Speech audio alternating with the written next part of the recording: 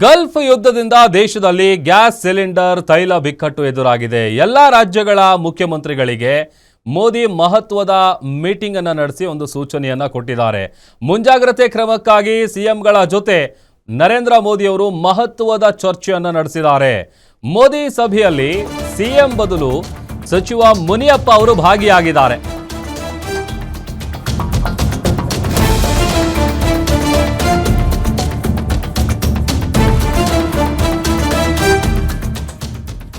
Gulf ಯುದ್ಧದಿಂದ ದೇಶದಲ್ಲಿ gas cylinder ತೈಲ ಬಿಕ್ಕಟ್ಟು ಎದುರಾಗಿದೆ. ಹೀಗಾಗಿ ಎಲ್ಲ ರಾಜ್ಯಗಳ ಸಿಎಂಗಳ ಜೊತೆ ಮೋದಿ ಮಹತ್ವದ ಮೀಟಿಂಗ್ ನಡೆಸಿದ್ದಾರೆ. ಮುಂಜಾಗ್ರತೆ ಕ್ರಮಕ್ಕಾಗಿ ಸಿಎಂಗಳ ಜೊತೆ ಮಹತ್ವದ ಚರ್ಚೆಯನ್ನು ಮಾಡಿದ್ದಾರೆ ನರೇಂದ್ರ ಮೋದಿ. ಮೋದಿ ಸಭೆಯಲ್ಲಿ ಸಿಎಂ ಬದಲು ಸಚಿವ ಮುನಿಯಪ್ಪ ಅವರು ಭಾಗಿಯಾಗಿದ್ದಾರೆ. ವಿಡಿಯೋ ಕಾನ್ಫರೆನ್ಸ್ ಮೂಲಕ ಪ್ರಧಾನಿ ಮೋದಿ ಅವರು ಈ ಮೀಟಿಂಗ್ ಅನ್ನು ನಡೆಸಿರುವುದು. ಕೋವಿಡ್ ಸಂದರ್ಭದ ರೀತಿಯ ಹೋರಾಟಕ್ಕೆ ಎಲ್ಲರೂ ಸಜ್ಜಾಗಬೇಕಿದೆ. ಕೇಂದ್ರ ಮತ್ತು ರಾಜ್ಯಗಳು ಒಗ್ಗಟ್ಟಿನಿಂದ ಕೆಲಸ ಮಾಡಬೇಕಾಗಿದೆ. ಸಭೆಯಲ್ಲಿ ಭಾಗಿಯಾಗಿದ್ದಂತಹ ಸಿಎಂಗಳಿಗೆ ಪ್ರಧಾನಿ ಮೋದಿ ಅವರು ಕೊಟ್ಟಿರುವಂತಹ ಸೂಚನೆ ಇದು. ಯಾಕಂತಂದರೆ ಈಗ ಆಲ್ರೆಡಿ ಕೊಲ್ಲಿ ರಾಷ್ಟ್ರದಲ್ಲಿ ನಡೀತಾ ಇರುವಂತಹ ಯುದ್ಧದ ಪರಿಣಾಮದಿಂದಾಗಿ ಯಾವ ರೀತಿಯಾದಂಥ ಸಮಸ್ಯೆಗಳು ತಲೆದೂರಿದ್ದಾವೆ ಅಂತೇಳಿ ಅದರ ಹೊಡೆತ ಕೂಡ ಸಿಕ್ಕಾಪಟ್ಟೆ ಬೀಳ್ತಾ ಇದೆ. ಹೋಟೆಲ್ ಉದ್ಯಮಗಳಾಗಿರ್ಬೋದು, ಜೊತೆಗೆ ಆಟೋ ಡ್ರೈವರ್ಗಳಿಗಾಗಿರ್ಬೋದು, ಹೀಗೆ ಒಂದು ಕಂಪ್ಲೀಟ್ ಒಂದು ಚೈನ್ ಲಿಂಕ್ ಹೆಂಗಿರುತ್ತೆ ಅದು ಎಲ್ಲ ಜನರಿಗೂ ಕೂಡ ಹೊಡೆತ ಬೀಳ್ತಾ ಇದೆ. ಒಂದು ಕಡೆ ಪೆಟ್ರೋಲ್ಗಳು ಅಥವಾ ಈ ಡೀಸೆಲ್ಗಳ ಕೊರತೆ ಒಂದಷ್ಟು ಬಂಕ್ಗಳಲ್ಲಿ ಉಂಟಾಗಿದೆ. ಅದರ ಜೊತೆಗೆ ಈ ಕಮರ್ಷಿಯಲ್ ಸಿಲಿಂಡರ್ಗಳಂತೂ ಸಿಗ್ತಾನೆ ಇಲ್ಲ. ಇನ್ನು ಗೃಹ ಬಳಕೆ ಸಿಲಿಂಡರ್ಗಾಗಿ ಜನ ಬೇರೆ ಬೇರೆ ಭಾಗದಲ್ಲಿ ಪ್ರತಿದಿನ ತಮ್ಮ ಕೆಲಸ ಕಾರ್ಯಗಳನ್ನು ಬಿಟ್ಟು ಕ್ಯೂ ನಿಲ್ತಾ ಇದ್ದಾರೆ. ಹೀಗಾಗಿ ಕೇಂದ್ರ ಮತ್ತು ರಾಜ್ಯ ಸರ್ಕಾರಗಳು ಒಗ್ಗಟ್ಟಿನಿಂದ ಕೆಲಸ ಮಾಡಬೇಕು. ಮತ್ತೊಂದು ಕಡೆ ಈ ಕೋವಿಡ್ ಸಂದರ್ಭದಲ್ಲಿ ಹೇಗೆ ನಾವು ಹೋರಾಟ ಮಾಡಿದ್ವಲ್ಲ ಅದೇ ರೀತಿಯಾಗಿ ಸಜ್ಜಾಗಿ ಅಂತೇಳಿ ಸಭೆಯಲ್ಲಿ ಭಾಗಿಯಾಗಿದ್ದಂತಹ ಮುಖ್ಯಮಂತ್ರಿಗಳಿಗೆ ಪ್ರಧಾನಿ ನರೇಂದ್ರ ಮೋದಿ ಅವರು ಸೂಚನೆಯನ್ನು ಕೊಟ್ಟಿದ್ದಾರೆ. ವಿಡಿಯೋ ಕಾನ್ಫರೆನ್ಸ್ ಮೂಲಕ ಸಿಎಂ ಬದಲು ಸಚಿವ ಮುನಿಯಪ್ಪ ಅವರು ಭಾಗಿಯಾಗಿದ್ರು ಅನ್ನುವಂಥ ವಿಚಾರ ಕೂಡ ಗೊತ್ತಾಗ್ತಾ ಇದೆ. ಎಲ್ಲ ರಾಜ್ಯಗಳ ಮುಖ್ಯಮಂತ್ರಿಗಳ ಜೊತೆಗೆ ಇದೇ ವಿಚಾರಕ್ಕೆ ಸಂಬಂಧಪಟ್ಟಂತಹ ಚರ್ಚೆಯನ್ನು ನರೇಂದ್ರ ಮೋದಿ ಅವರು ನಡೆಸಿದ್ದಾರೆ.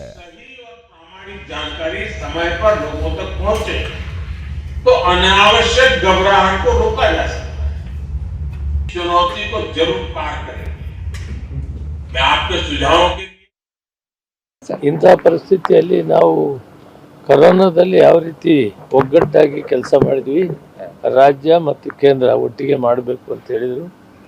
ಈ ಪರಿಸ್ಥಿತಿಯಲ್ಲಿ ನಾವೆಲ್ಲ ಈ ಸುಧಾರಣೆ ಮಾಡ್ತಾ ಇದ್ದೀವಿ, ನೀವೆಲ್ಲ ಕೋಆಪ್ರೇಟ್ ಮಾಡಬೇಕು ಅಂತ ಹೇಳಿದ್ದಾರೆ. ನಮ್ಮ ಡಿಮ್ಯಾಂಡ್ ಕೂಡ ಅವ್ರ ಮುಂದೆ ಇಟ್ಟಿದ್ದೀವಿ. ಸೋಲಾರ್ ಎನರ್ಜಿಗೆ ಕೇಂದ್ರ ಸರ್ಕಾರ ಬಯಲುಸೀಮೆ ಮತ್ತು ಬೆಟ್ಟಗುಡ್ಡ ಪ್ರದೇಶಗಳಲ್ಲಿ ಸೋಲಾರ್ ಡೆವಲಪ್ ಮಾಡಿದರೆ ನಾವು ಕೂಡ ಸೆಲ್ಫ್ ಸಫಿಷಿಯನ್ಸ್ ಆಗಲಿಕ್ಕೆ ಅವಕಾಶ ಆಗ್ತದೆ. ಅದರ ಕಡೆ ಗಮನ ಕೊಡಬೇಕಂದಾಗ ಅದಕ್ಕೆ ಪ್ರತಿಕ್ರಿಯೆ ಮಾಡಿದ್ದಾರೆ. ನಾವು ಬಯೋಗ್ಯಾಸ್ ಮಾಡುವಂಥದ್ದು, ಸೋಲಾರ್ ಎನರ್ಜಿ ಮಾಡೋದು, ಹೈಡ್ರೋ ಎಲೆಕ್ಟ್ರಿಕ್ ಪ್ರಾಜೆಕ್ಟ್ ಮಾಡೋದನ್ನು ನಾವು ಹೆಚ್ಚು ಮಾಡಿಕೊಂಡು ಮುಂದೆ ನಾವು ಸೆಲ್ಫ್ ಸಫಿಷಿಯೆಂಟ್ ಆಗೋ ಕಡೆ ದಾಪುಗಾಲ ಆಗಬೇಕು ಅನ್ನೋದು ಅವರ ಚಿಂತನೆ ಇದೆ. ನಾವು ಕೂಡ ಅದನ್ನು ಮನವಿ ಮಾಡಿದ್ದೀವಿ. ತಕ್ಷಣಕ್ಕೆ ನಮಗೆ ಹೋಟೆಲ್ಗೆ ಇನ್ನು ಸ್ವಲ್ಪ ಹೆಚ್ಚಿಗೆ ಕೊಡಬೇಕು ಅಂತ ಒಂದು ಒತ್ತಾಯ ಮಾಡಿದ್ವಿ. ಯಾಕಂದರೆ ಈಗ 20% ಇದೆ, ಮತ್ತು ಇನ್ನೊಂದು 20% ಕೊಟ್ಟಿದ್ರು ಇಂಡಸ್ಟ್ರೀಸ್ ಕೊಟ್ಟಿದ್ದಾರೆ, ಲೇಬರ್ ಓರಿಯೆಂಟೆಡ್. ಯಾಕಂದರೆ ಅವ್ರಿಗೆ ಕೂಲಿ ಕೆಲಸ ಇಲ್ಲದಿದ್ರೆ ಅವ್ರಿಗೆ ಕಷ್ಟ ಆಗ್ತದೆ ಅಂತ ಅದನ್ನೊಂದು ಹೋಟೆಲ್ ವ್ಯವಸ್ಥೆಗೆ 20ಕ್ಕೆ ಇನ್ನು ಸ್ವಲ್ಪ ಜಾಸ್ತಿ 40 ಗಂಟೆ ಕೊಟ್ಟರೆ ಸ್ವಲ್ಪ ಸುಧಾರಿಸ್ಬೋದು ಅಂತ ಮನವಿ ಮಾಡಿದ್ದೀವಿ. ಮತ್ತು ನೆಕ್ಸ್ಟ್ ಮಂಡೇ ನಾವು ಮೀಟಿಂಗ್ ಮಾಡ್ತೀವಿ. ಮತ್ತಷ್ಟು ಡೀಟೇಲ್ಸ್ ಕೊಡ್ತಾರೆ ನಮ್ಮ ಪ್ರತಿನಿಧಿ ಗಿರೀಶ್ ಲೈವ್ ಜಾಯ್ನ್ ಆಗ್ತಿದ್ದಾರೆ. ಗಿರೀಶ್, ಈಗ ಆಲ್ರೆಡಿ ಗಲ್ಫ್ ರಾಷ್ಟ್ರಗಳಲ್ಲಿ ನಡೀತಾ ಇರುವಂತಹ ಯುದ್ಧದಿಂದಾಗಿ ದೇಶಾದ್ಯಂತ ಬಹಳಷ್ಟು ಸಮಸ್ಯೆ ತಲೆದೂರಿದೆ. ಇನ್ನು ಈ ಮೀಟಿಂಗ್ನಲ್ಲಿ ಯಾವೆಲ್ಲ ಸೂಚನೆಗಳನ್ನು ಪ್ರಧಾನಿಗಳು ಸಿಎಂಗಳಿಗೆ ಕೊಟ್ಟಿದ್ದಾರೆ, ಏನಿದೆ ಮಾಹಿತಿ? ಪ್ರಭು, ಮಧ್ಯಪ್ರಾಚ್ಯದಲ್ಲಿ ಏನು ಯುದ್ಧ ಆಗ್ತಾ ಇದೆ, ಆ ಯುದ್ಧದ ಬಿಸಿ ಕರ್ನಾಟಕ ಸೇರಿದಂತೆ ಭಾರತದ ಎಲ್ಲ ಏನು ರಾಜ್ಯಗಳಿಗೆ ಆಗ್ತಾ ಇದೆ ಅಂತಲೇ ಹೇಳ್ಬೋದು. ಈ ನಿಮಿತ್ತ ಪ್ರಧಾನಮಂತ್ರಿ ನರೇಂದ್ರ ಮೋದಿ ಅವರು ಕರ್ನಾಟಕ ರಾಜ್ಯದ ಮುಖ್ಯ ಕಾರ್ಯದರ್ಶಿಯಾಗಿರುವ ಶಾಲಿನಿ ರಜನೀಶ್, ಅದೇ ರೀತಿ ಆಹಾರ ಸಚಿವರಾಗಿರುವ ಮುನಿಯಪ್ಪ ಏನಿದ್ದಾರೆ, ಇವರ ಜೊತೆ ಒಂದು ವಿಡಿಯೋ ಕಾನ್ಫರೆನ್ಸ್ ಮೂಲಕ ಒಂದು ಮಾತುಕತೆ ಅಥವಾ ಚರ್ಚೆ ನಡೆಸಿದ್ದಾರೆ ಅಂತ ಹೇಳ್ಬೋದು.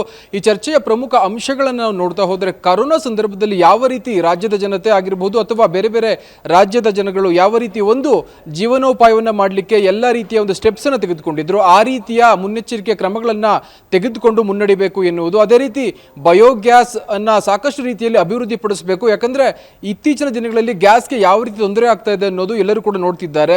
ಈ ಒಂದು ಹಿನ್ನೆಲೆಯಲ್ಲಿ ಬಯೋಗ್ಯಾಸ್ ಅನ್ನ ಸಾಕಷ್ಟು ರೀತಿಯಲ್ಲಿ ಪ್ರೊಡ್ಯೂಸ್ ಮಾಡಬೇಕು ಎನ್ನುವ ಒಂದು ಸಂದೇಶವನ್ನು ನೀಡಿದ್ದಾರೆ. ಅದು ಆದ ನಂತರದಲ್ಲಿ ಏನು ಒಂದು ಸೋಲಾರ್ ಎನರ್ಜಿ ಇದೆ ಅದನ್ನು ಕೂಡ ಡೆವಲಪ್ ಮಾಡಬೇಕು ಎನ್ನುವ ಒಂದು ದೃಷ್ಟಿಕೋನದಲ್ಲಿ ಪ್ರಧಾನಮಂತ್ರಿಯವರು ಹೇಳಿದ್ದಾರೆ. ಇನ್ನು ಹೋಟೆಲ್ಗಳಲ್ಲಿ ಸಾಕಷ್ಟು ಸಿಲಿಂಡರ್ನ ಅಭಾವ ಸೃಷ್ಟಿಯಾಗ್ತಾ ಇದೆ. ಈ ಹಿನ್ನೆಲೆಯಲ್ಲಿ ಮುಂದಿನ ದಿನಗಳಲ್ಲಿ ಸುಮಾರು 40% ಸಿಲಿಂಡರ್ ಅನ್ನ ಅಧಿಕ ಮಾಡ್ತೀವಿ ಎನ್ನುವ ಒಂದು ಆಶ್ವಾಸನೆಯನ್ನು ಕೊಟ್ಟಿದ್ದಾರೆ. ಇಲ್ಲಿ ಗಮನಿಸುವ ಅಂಶವೇನು ಅಂತ ನಾವು ನೋಡ್ತಾ ಹೋದ್ರೆ, ಯಾವಾಗ ಭಾರತ ಪಾಕಿಸ್ತಾನ ಯುದ್ಧ ಆಯಿತು ಆ ಸಂದರ್ಭದಲ್ಲಿ ಆಪರೇಷನ್ ಸಿಂಧೂರನ್ನ ಹಮ್ಮಿಕೊಳ್ಳುವುದಕ್ಕೂ ಮುಂಚೆ ಪ್ರಧಾನಮಂತ್ರಿ ನರೇಂದ್ರ ಮೋದಿ ಅವರು ತಕ್ಷಣದಲ್ಲಿ ಯಾವ ನಿರ್ಧಾರವನ್ನು ತೆಗೆದುಕೊಂಡಿಲ್ಲ. ಯಾಕಂದ್ರೆ ಎಲ್ಲ ರೀತಿಯ ಒಂದು ಯೋಜನೆಗಳನ್ನ ಮಾಡಿಕೊಂಡು ಅದಕ್ಕೆ ಬೇಕಾದಂತಹ ಮಾರ್ಪಾಟುಗಳನ್ನ ಮಾಡಿಕೊಂಡು ನಂತರದಲ್ಲಿ ಪ್ರಧಾನಮಂತ್ರಿ ನರೇಂದ್ರ ಮೋದಿ ಅವರು ಒಂದು ಯುದ್ಧದ ಒಂದು ಏನು ಯುದ್ಧ ಮಾಡಲಿಕ್ಕೆ ಯಾವೆಲ್ಲ ಅಂಶಗಳು ಬೇಕು ಅದನ್ನ ದೇಶದ ಮುಂದಿಟ್ಟರು. ಅದೇ ರೀತಿ ಪ್ರಧಾನಮಂತ್ರಿ ನರೇಂದ್ರ ಮೋದಿ ಅವರು ಎಲ್ಲ ವಿಚಾರಗಳನ್ನ ಸೂಕ್ಷ್ಮವಾಗಿ ಗಮನಿಸ್ತಾ ಇದ್ದಾರೆ ಅಂತ ಹೇಳ್ಬೋದು. ಸರಿಯಾದ ಸಂದರ್ಭದಲ್ಲಿ ಮಾತುಕತೆಯನ್ನ ಇರಾನ್ ಅಥವಾ ಮಧ್ಯಪ್ರಾಚ್ಯ ರಾಷ್ಟ್ರಗಳು ಯಾವುದಿದೆ ಅಲ್ಲಿ ಆಡಿದ್ದೆ ಆದರೆ ಖಂಡಿತವಾಗಿಯೂ ಗ್ಯಾಸ್ ಸಮಸ್ಯೆ ಬಗೆಹರಿಯುವುದರಲ್ಲಿ ಯಾವುದೇ ಅನುಮಾನವಿಲ್ಲ. ಆದರೆ ಇಸ್ರೇಲ್ ಹಾಗೂ ಅಮೆರಿಕ ಯಾವ ರೀತಿ ಒಂದು ಜಂಟಿ ನಿರ್ಧಾರವನ್ನು ತೆಗೆದುಕೊಳ್ಳುತ್ತೆ ಅನ್ನೋದು ಸದ್ಯಕ್ಕೆ ಏನು ಎಲ್ಲ ದೇಶಗಳಾಗಿರ್ಬೋದು ಅಥವಾ ಬೇರೆ ಬೇರೆ ದೇಶಗಳ ನಾಯಕರು ಮಾತಾಡ್ತಾ ಇದ್ದಾರೆ. ಯಾಕೆಂದ್ರೆ ಅಮೆರಿಕ ಈಗಲೇ ಸಾಕಷ್ಟು ಬಾರಿ ದುಡುಕು ನಿರ್ಧಾರಗಳನ್ನ ತೆಗೆದುಕೊಂಡಿದೆ. ಅದರಲ್ಲಿ ಅತಿ ಪ್ರಮುಖವಾಗಿ ಭಾರತದ ಮೇಲೆ ಸುಮಾರು 125% ಟಾರಿಫ್ ಅನ್ನು ಹೇರಿಕೆ ಮಾಡಿತ್ತು. ಮಿತ್ರ ರಾಷ್ಟ್ರ ಅಂತ ಹೇಳ್ತಾನೆ ಸಾಕಷ್ಟು ರೀತಿಯ ಒಂದು ಟಾರಿಫ್ ಅನ್ನು ಹೇರಿಕೆ ಮಾಡಿತ್ತು. ಇಲ್ಲಿ ನಾವು ಗಮನಿಸಬಹುದು. ಹೀಗಾಗಿ ಏನು ಅಮೆರಿಕ ಅಥವಾ ಇಸ್ರೇಲ್ ಯಾವ ರೀತಿ ನಿರ್ಧಾರವನ್ನು ತೆಗೆದುಕೊಂಡು ಮಧ್ಯಪ್ರಾಚ್ಯ ದೇಶಗಳಲ್ಲಿ ಶಾಂತಿಯನ್ನ ನೆಲೆಸುವಂತೆ ಮಾಡಿದೆ ಆದರೆ ಖಂಡಿತವಾಗಿಯೂ ಭಾರತಕ್ಕೆ ಗ್ಯಾಸ್ ಈ ಹಿಂದೆ ಯಾವ ರೀತಿ ಬರ್ತಾ ಇತ್ತು ಪೆಟ್ರೋಲಿಯಂ ಉತ್ಪನ್ನ ಅಥವಾ ಗ್ಯಾಸ್ ಖಂಡಿತವಾಗಿಯೂ ಅದೇ ರೀತಿ ಬರುತ್ತೆ. ಅದೇ ಒಂದು ಮಾತನ್ನು ಪ್ರಧಾನಮಂತ್ರಿ ನರೇಂದ್ರ ಮೋದಿ ಅವರು ಹೇಳಿದ್ದಾರೆ. ತಾಳ್ಮೆಯಿಂದ ಇರೋಣ. ಅದೇ ರೀತಿ ಕರೋನಾದಲ್ಲಿ ಯಾವ ರೀತಿ ಹೋರಾಟವನ್ನು ಮಾಡಿದ್ವಿ, ಜೀವನವನ್ನು ಮಾಡಿದ್ವಿ, ಅದೇ ರೀತಿ ನಾವು ಮುನ್ನಡೆಯೋಣ ಅಂತ ಹೇಳಿದ್ದಾರೆ. ಪ್ರಭು, ಓಕೆ, ಥ್ಯಾಂಕ್ ಯು ಗಿರೀಶ್ ನಿಮ್ಮೆಲ್ಲ ಡೀಟೇಲ್ಸ್ಗಾಗಿ.